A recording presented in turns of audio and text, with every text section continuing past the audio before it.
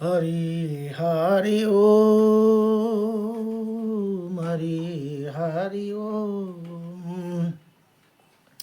स्वस्ति श्री गणेशाय नमः। ओम श्री सरस्वती नमः। ओम श्री वेद पुरुषाय नमः। ओम श्री मातृपेत्र चरण कमलेभ्यो नमः। ओम श्री गुरुचरण कमलेभ्यो नमः। ओम समस्त कुल देवता चरण कमलेभ्यो नमः। ओम समस्त पितृदेवता चरण कमलेभ्यो नमः।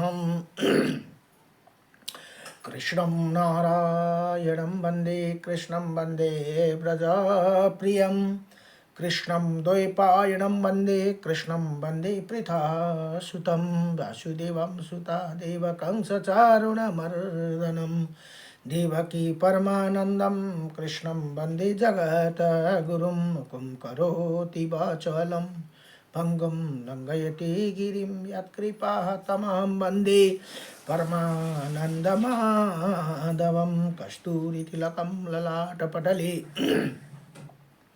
वक्षौ स्थूले कौस्तुभं नासाग्रमौक्तिकं करतले वेणुकरे कङ्कणं सौगन्धहरितं मनसुललितं कण्ठे च मुक्तं बलिः गोपायस्त्रीपरिवेष्टितो विजयते गोपालचूडामणिः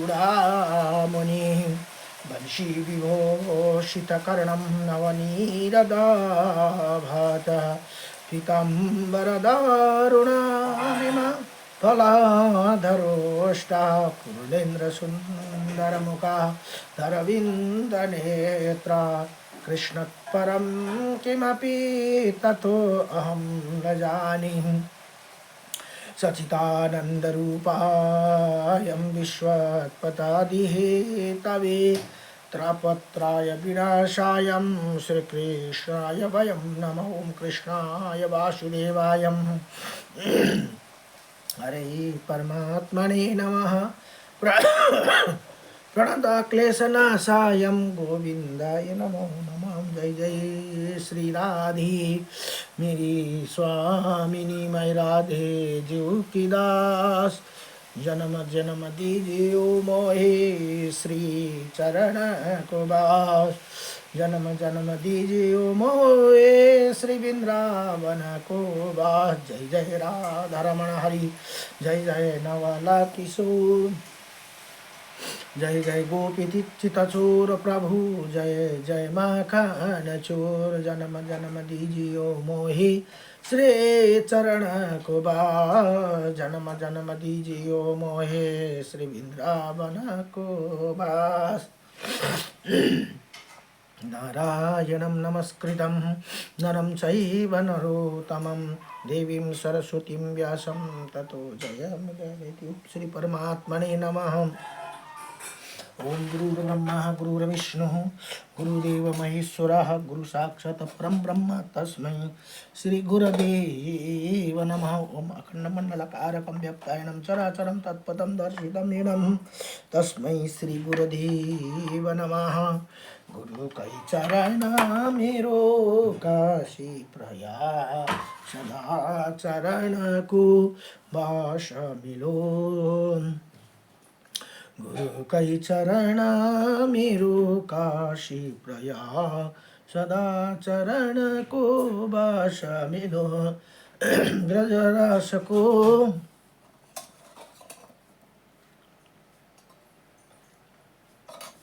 मुरली धुन त्यो मनमा सदा मेरो गुन्जिरहो। गुरु कई चरण मेरो काशी प्रयाग सदा चरण को बास मिलो। गुरु कई चरण को चरण अमृतले सकल शरीर यो भीजी रहो। कृष्ण नाम को माला जपी जपी राधा नाम को माला जपी जपी अंत समायामा प्राण छुटो। गुरु कई चरण मेरो काशी प्रयाग सदा चरण को बास मिलो। प्रेम को बाती बन न सकूं प्रभु, ज्ञान को ज्योति बाली रहो भक्ता मी, चरण कदासी भक्ता प्रभु का दासी, कृपा दृष्टि सदै रही रहो, गुरु कै चरण मेरो, काशी प्रयाग सदा चरण को बस मिलो। नमो भगवते वासुदेवाय। नारायणं परं ब्रह्म, नारायणं परं तप, नारायणं परं देव सर्वनारायणं सदा, व्यासाय विष्णुरूपाय व्यासरूपाय विष्णवे, नमः ब्रह्मविद्यायै वसिष्ठाय नमो नमः। लक्ष्मीनाथसमारम्भा नाथाय मणमध्यमा, अस्मदाचार्यपर्यन्तं वन्दे गुरु परम्परा। हरि ओम। नमो भगवते वासुदेवाय नमः। हरि ओम। रामाय रामभद्राय रामचंद्राय वेदसे, रघुनाथाय नाथाय सीताये पतये नमः। ओम नमो भगवते वासुदेवाय। श्री गुरु चरण सरोज रज निज मन मुकुर सुधारि, वरनौ रघुवर विमल जसु, जो दायक फलचारी, बुद्धिहीन तनु जानिके सुमिरौ पवन कुमार, बल बुद्धि विद्या देव मोहि हरहु कलेश विकार, जय हनुमान ज्ञान गुण सागर, जय कपि सतियो लोक उजागर, रामदूत तिलबल धाम अंजनी पुत्र पवन सुत नाम, महावीर विक्रम बजरंगी कुमति के निवार सुमति के संगी, कंचन वरण विराजे सुवेश कानन कुंडल कुंचित कैसा, हाथ प्रज्वल ध्वज विराजे, कांधे मोज जनेऊ साधे, शंकर सुवन केसरी नंदन तेज प्रताप, माधव बंदन विद्यावान गुणी अति चातुरा, राम काज करिबे को आतुर, प्रभु चरित्र सुनाओ के रसैया, राम लखन सीता मन बसैया, सूक्ष्म रूप धरि सियास दिखाओ, विकट रूप धरि लंका जराओ, भीम रूप धरि असुर सारे, रामचंद्र के काज सारे, लाई सजीवन लखन जियाई, श्री रघुबर हर्ष उर लाई, रघुपति काई बहुत बड़ाई, तुम मैं प्रिय भरत सम भाई, सबदन तुम जस गाओ, अस कई श्रीपति कंठ लगाओ, सनकादिक ब्रह्मादि मुनीसा, नारद सारद सहित अहिसा, जाम कुबेर दिगपाला, जाई थे कवि को भी सकी काई थे, तुम रघुप्रग सुग्री काई, राम मिलाए राघव बनाई, तुम मंत्र विभीषण मनाए, लंकेश्वर भाई सब जगह जोजन पर भानु लियो, ताई मंत्र फल जान प्रभु मुद्रिका, मेले मुख माही जल्दी लगाई, अचर रचनाई दुर्गम काज जगत के जेते, सुमन अनुग्रह तुम्हारे तेरे राम दुलवारे, तुम रखवारे हो ना क्या बेन सारे सब सुगल हो, तुम्हारे वसन तुम रक्षम कम को डरना, आपने तेज सारे हापी, तीन लोक हाकिते कापे, भूत पिशाच निकट आवे, महावीर जमना सुना सर्वासा पीरा, जन्मत निरंतर हनुमत वीरा, संकट दे हनुमान छुड़ावे, मन क्रम वचन ध्यान जो लावे, सब राम तपसी राजा, तिनके काज सकल तुम साध, ओम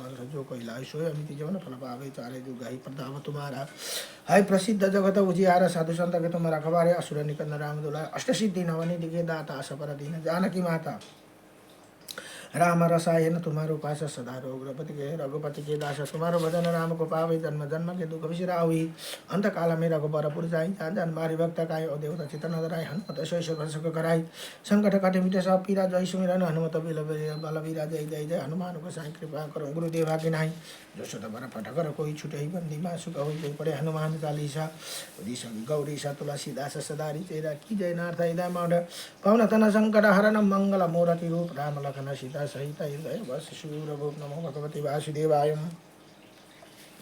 हरि ओम।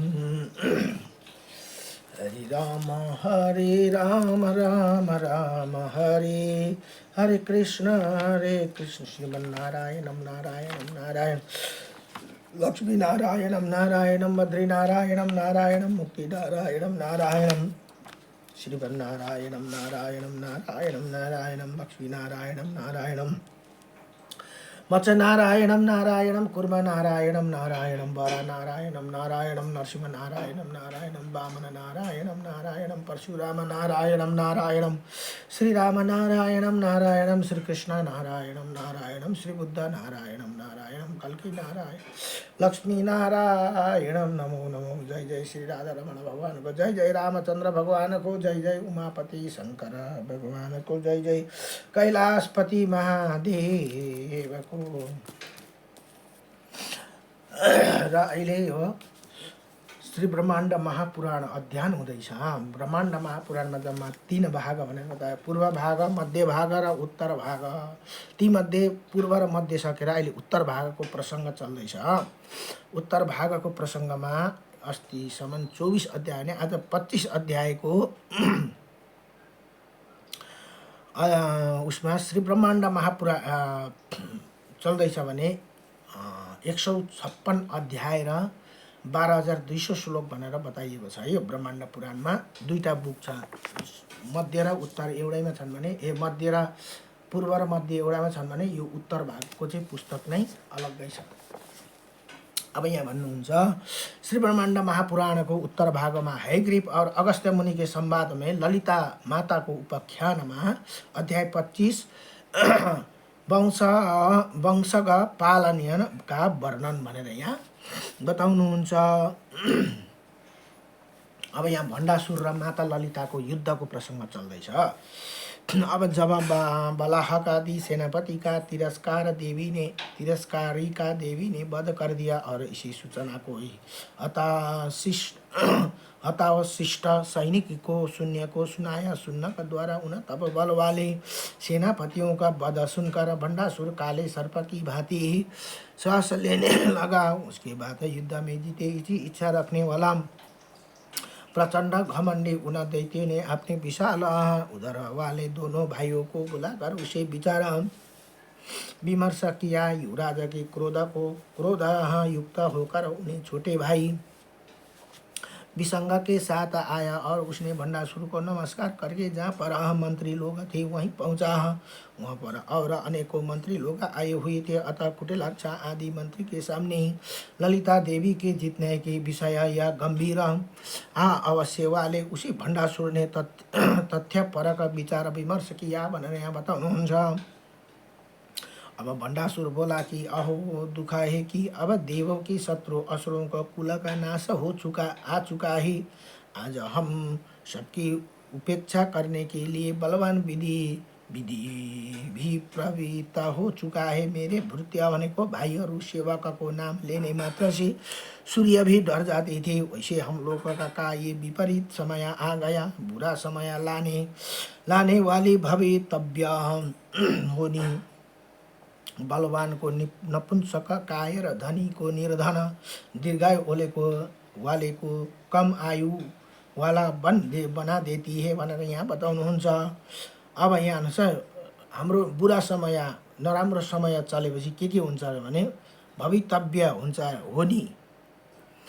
बलवान को नपुंसक भनेको बलवान पनि एउटा कायर हुन्छ अरे, धनी को निर्धन हुन्छ अरे, दीर्घायु वाले कम आया वाला बना देती है भनेर यहाँ बताउनुहुन्छ। कहाँ हमारी भुजाओं का पराक्रम और कहाँ ये दुष्ट ललिता बहु स्त्री यहाँ बताउँदैछन्। असमय में ही विधि से नया निष्ठुर विधि उपस्थित कर दी है। उसी अवर्णीय पराक्रम वाली सर्पिणी माया से उत्पन्न हुए उदर का सेनानी भी समर चक्र में मार कर गिरा दिए गए भनेर यहाँ भण्डासुरले आफ्नो मन्त्रीहरूलाई सम्झाउँदैछ।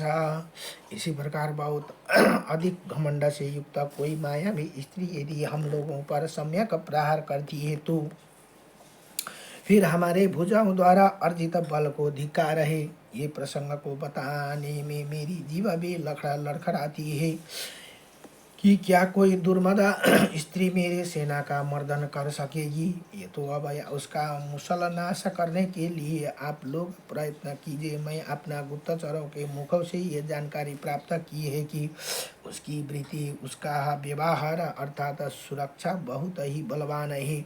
वो सब सेनाओं के बाद ही स्थिति रहती है। उनके आगे घोड़े, हाथी, रथ आदि की सेना चलती है भनेर यहाँ माता ललिता को कुरा बताउँदैछ है भण्डासुरले। इसी अवसर पर पीछे से आक्रमण होना चाहिए। अब के भन्दैछ, हामीले झुक्क्याएर आक्रमण गर्नुपर्छ भनेर यहाँ भण्डासुर। किनभने दुष्टहरूको त चालै अर्को हुन्छ। यहाँ भन्नुहुन्छ, यहाँ भन्दै हुन्छ पीछे से आक्रमण सैनिक पर तर थोड़े सैनिक का ही रक्षा की जा सकती है, इसीलिए तुम ये विसंगा को सूचना दे दो कि हम बहुत ही तुम्हारे साथ इधर उधर घूमती हुई थोड़ी सी सेना जाए और सब दिक्पालों पर विजय पाने के उदत्त सेनानी तयार होकर चलो भनेर यहाँ भन्नुहुन्छ। और फिर उसे दशा या 5 अक्षौणी सेना के बीच चल भण्डा ने विसङ्ग कैसे कहा। यो भण्डासुरले उसले त्यो विसङ्ग भन्ने मन्त्रीलाई बताउँदैछ।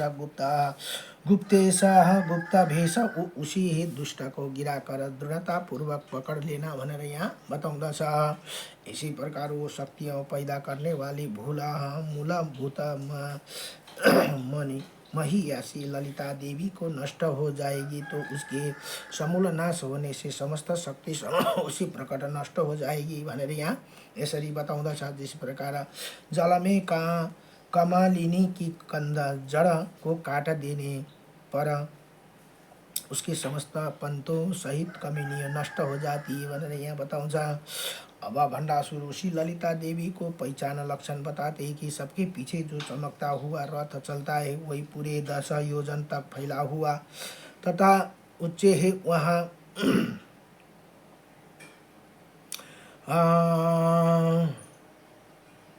उनके ऊपर महायुक्ता जटित छत्र को शोभित ललिता देवी होगी। उसी ऊपर 4 चमर डुलाने जा रहे होंगे। उसी रथ पर आकाश से टकराने वाले ऊंची ऊंची ध्वजाओं से फरा रही होगी भनेर यहाँ बताउँदछ। जिसके ऐसे लगता होगा मानो कि बादल घिर आए हो। उसी रथ पर बैठी हुई वो मृगलोचने दिखाई देती अतः अच्छी तरह देखकर तुम इस बताए चिन्ह द्वारा उसे पहचान लेना भनेर यहाँ बताऊँ। उसी फिर दुराचारिणी को जीतकर उसके केशों को खींचकर उसका मर्दन करे आगे। सत्यशालिनी सेना को चलने पर स्त्री तुम से कही मैं स्त्री हूँ तुम रक्षा करनी चाहिए। इसी प्रकार वो शीघ्र तुम्हारे बस में हो जाएगा। ये से तुम्हारे सहायता के लिए सेना जाएगी। उस तुमको सहायता देने वाली सेना को बारे में सुनो। उसे पहले सेनापति मदनक होगा और दूसरा दीर्घजीवा होगा। अब उसके बाद हुबका हुगु मूला काह कलश कल्ली वाहन थुकस पुंड्र केतु चंडबाहु कुकुरा जम्बोदक्ष जम्बना दक्षिण श्रृंग त्रिकंटका चंद्रगुप्त। इसी प्रकार ये 15 श्रेष्ठ सेनापति हो गए। उसी एक अक्षौणी सेना युक्त बलवान दमन आदि सेनापति तुम्हें साथ आएगी। दूसरे सेना के तुम्हारे गति नहीं जानना चाहिए, वही गुप्त समाचार के पीछे पीछे ग्रहण किया हुआ है। अब उसके अनुसार तुम पीछे से चलो भनेर यहाँ यसरी भण्डासुरले आफ्नो मन्त्रीहरूलाई सम्झाउँदैछ। इसी कार्य को अत्यंत महान प्रौढ़ और योग्य सेनापति निसंगा को मैं तुम्हें साथ करता हूँ जो जीत सफलता प्राप्त करने वाली है। इसी प्रकार पूरी तरह महामंत्रियों से मंत्रणा की गए भण्डासुर ने संयुपालक और रक्षा विसंग को भेजा दिया। इसके बाद ललिता देवी रथ को पीछे ग्रहण करने के लिए युवराज को अनुज उसी दैत्य विसंगा को आने का तक सूर्य अस्त चल पर चले गए। अर्थात रातों रात प्रथम लोक भीषण युद्ध के बीते जाने पर चारों हर बार करने की इच्छा से घोर अंधकार छा गया। तब भैंसों को कंधे की सामो धूम्र की अभाव वाले समस्त बचाना चल के सिर को कृति वाले तथा नीलकंठ भगवान शंकर के कंठ को शोभा वाली धन अंधकार चारों तरफ छा गया। उसी अंधकार को कुंजों में गोला बनाने के समान था। दिन रात की संधियों में दौड़ते हुए के समान हजारों पृथ्वी के विवरों के गुफाओं में ऊपर उड़ते हुए के समान अंधकार छाने लगा। उसी समय में ऐसे लगता था कि मानो अंधकार पर्वतों की गुफाओं में निकल रहे। कहीं कहीं दीपक की रोशनी, कहीं कहीं व्याकुल चेष्टा वाले अंधकार कुछ सहायता देते हुए सामने स्त्रियों के कानों में आभूषण के चमके, स्त्री के कर्णपतला की कांति में सहारा देते हुए समान था। कालेपन में एक हुए दिशाओं को हाथियों के समान काला चमकते हुए घास में मैदान के मित्रता कर लेने पर सम्मान, क्योंकि अंधकार से सर्वत्र मैदान ही मैदान देखा दे रहे थे, अतः उसने ही सबके मानो मित्रता कर ली। ऐसे अंधकार था, उसी अंधकार के प्रिय से आलिंगन करने के भांति तलवारों को चमक रही थी, और वहाँ ऐसे लगता था कि मानो सावर्ण श्याम वर्ण की वनस्पतियों के गुप्त प्रवेश किया जा रहा है। इसी क्रम से बहुत अधिक बढ़ता हुआ महान अंधकार चारों तरफ छा गया। रात्रि में ऐसे लग रही थी मानो कि अंधकार रूपी स्त्री से नीले रंग की साड़ी पहन ली हो। ऐसे उसी रात्रि के अंधकार से युक्त विश्व में भी नहीं दिखाई देता था। वो रात्रि असुरों को बहुत बड़े दुष्ट का बल बढ़ाने वाला है। उसी रात्र के उसी दुष्ट असुरों को ही माया विलास करती। इसी प्रकार उसी अंधेरे में उस महापराक्रमी विसंग की चलती हुई सफेद रंगा की तलवार की चमक में बढ़ती हुई सेना अंधकार को छेदन करती चली जा रही थी भनेर यहाँ बताउनुहुन्छ। तथा उसके बाद दमन आदि सेनापति थे, वो काले रंग के कवच धारण किए हुए थे, रात्रि के श्याम वर्ण आवृत्ति होकर चले जा रहे थे। उसी समय में रात्रि की घोर अंधकार एकता प्राप्त करते हुए समान थे, अर्थात रात्रि के अंधकार के समान वो काले थे। उसी का रात्रि के अंधकार का रंग का हो गया था। विशंक नाम का दैत्य अग्रज भंडासुर को नमस्कार करके छल कपट से युद्ध द्वारा महेश्वरी ललिता को जीतने की इच्छा से चल पड़ा। उसी विसंग ने मेघ डम्बरक नाम का कवच को वक्ष स्थूल पर धारण कर लिया था। अतः जैसे रात्रि का अंधकार था, वैसे ही काले रंग का उसका कवच था। उसका समस्त विसंग संग्रह रात्रि के युद्ध में अनुरूप था। उसी जैसे रात्रि युद्ध अनुरूप उसी विसंग की वेशभूषा थी, वैसे ही वेशभूषा उसकी सेना की थी भनेर यहाँ बताउनुहुन्छ। सेना ने भी उसी तरह काले रंगा का कुचकी आदि धारण कर रखा था। उसी समय दुंदुभी ध्वनि का आ जा रही थी और ढोलक ही बजाया जा रहा था। पण बानक की ध्वनि जा रही थी।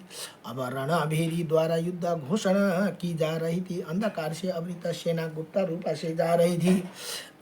सबसे दैत्य दूसरों के अदृश्य होकर तलवार को छिपाए हुए चल रहे थे, तथा ललितेश्वरी माता पताका के पश्चिम पीछे ही और जा रहे थे। सेना ने घेरे हुए उत्तर मार्ग से पूर्व भाग सहारा लेते हुए श्वास की भी आवासना करते हुए धीरे धीरे रखते हुए सावधान होकर चलते हुए सब दानव ललिता देवी के पीछे भाग